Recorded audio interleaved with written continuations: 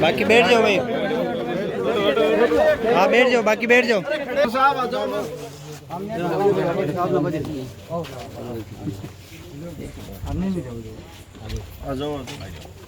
बहुत ही शांतिपूर्वक तरीके से आपका जो आंदोलन रिया बड़ी में जो बजरी खनन माफियाओं के खिलाफ जो चलता आ रहा है, उसमें आज आपने जो धैर्य का जो उदाहरण दिया, निश्चित रूप से आप धन्यवाद के पात्र हो।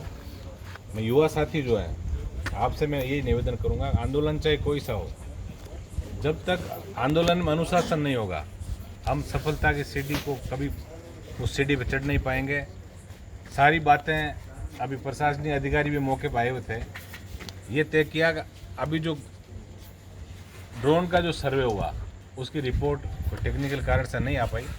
1-2 दिन में इन्होंने ये कल का कहा है, लेकिन अपन इनको चलो परसों तक का कह देते हैं, ठीक है। और कांटे सुबह से बंद, दोनों कांटों पे ये चस्पा करेंगे अभी नोटिस कि भाई जब तक उसका कन्वर्जन नहीं हो जाता। 21 जुलाई जो है उसकी तारीख है, उनके कन्वर्जन की पेशी है। 21 तारीख तक ये कांटे बंद रहेंगे। तो कांटे बंद रहेंगे तो निश्चित रूप से आप समझ सकते हो कि बजरी का कहीं परिवहन नहीं कर नहीं पाएंगे।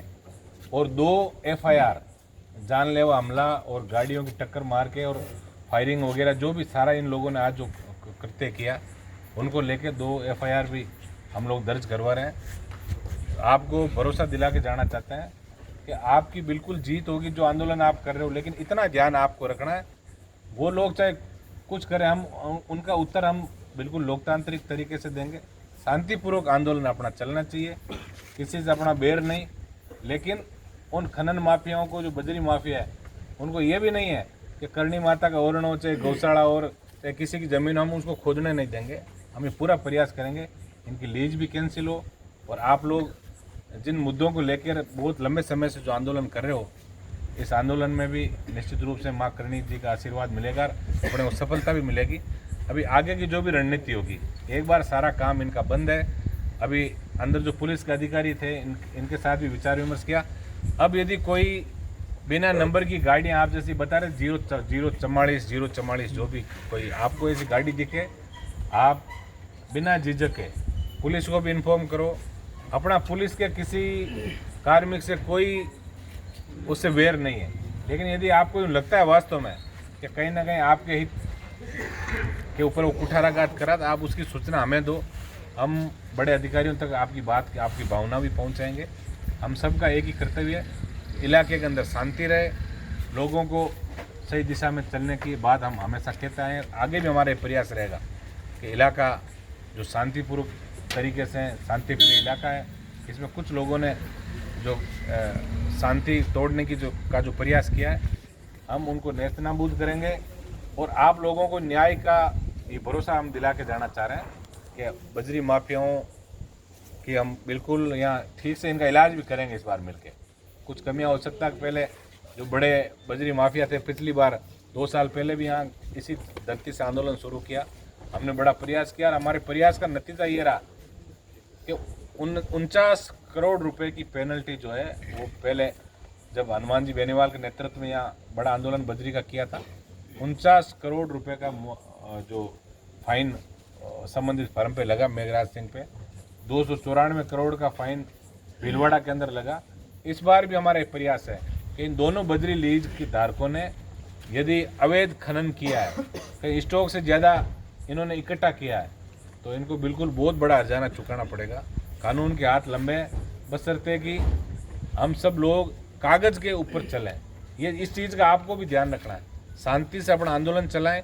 और कोई भी इनकी कमी आपको दिखती हो ये कागज़ आप ज़रूर लिख के दें। हमारे टेलीफोन नंबर, अब लगभग लोग जो हैं हमसे भी संपर्क में, आप लोग बताएं, मैसेज के माध्यम से बताओ, कभी फ़ोन करो, और कोई दिक्कत हो आपको, बिल्कुल हनुमान जी तक आपकी बात, आपकी भावनाओं को पहुंचाने का हम पूरा प्रयास करेंगे। अभी तो मैं धन्यवाद देके और इस सभा के विसर्जन की आप सबसे अपील करूंगा, और इस चीज़ के आपकी जो मजबूती है उसके लिए धन्यवाद कि आपको मैंने ये जिस दिन आक्रोश रैली थी उस दिन भी, आज भी मैंने देखा, और विशेषकर नौजवान साथी जो है, आप लोगों ने अपने हक और अधिकार के लिए लड़ना सीखा है।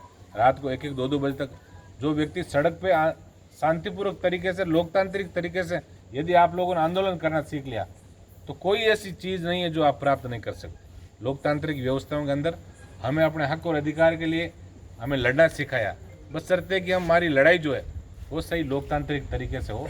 हमें कोई प्रशासनिक अधिकारियों से भी कोई उनसे वेर नहीं, लेकिन अभी सारी बातें अंदर जो हुई, सारे प्रशासनिक अधिकारी भी थे, उनको छोटी मोटी कोई गलतफहमियाँ थी, उनके बारे में हमने बताया। हमारा एक ही प्रयास है, ओरण बचे, अंगोर बचे, गायों की रक्षा हो, और बजरी माफिया इस तरह से यहाँ दोन नहीं करेगा। आज रिचार्ज कुओं के अंदर प्रॉब्लम हो गई, जहाँ बजरी सारी निकल गई वहाँ कुएँ सूख गए, तो किसान की आमदनी, हमारा तो जीवन यापन ही कृषि पे चलना है। इन सब चीज़ों का भी हम लोग ध्यान रखेंगे। एक बार पुनः मैं आप सबका हृदय की गहराई से धन्यवाद ज्ञापित करता हूँ कि बहुत एक शांतिपूर्वक तरीके से आपने आज जो आंदोलन किया उसके लिए निश्चित रूप से आप बधाई के पात्र हैं। हम सब मिलके और इन बजरी माफियाओं का जो गठजोड़ है इसको हम ठीक करने का पूरा प्रयास करेंगे। धन्यवाद।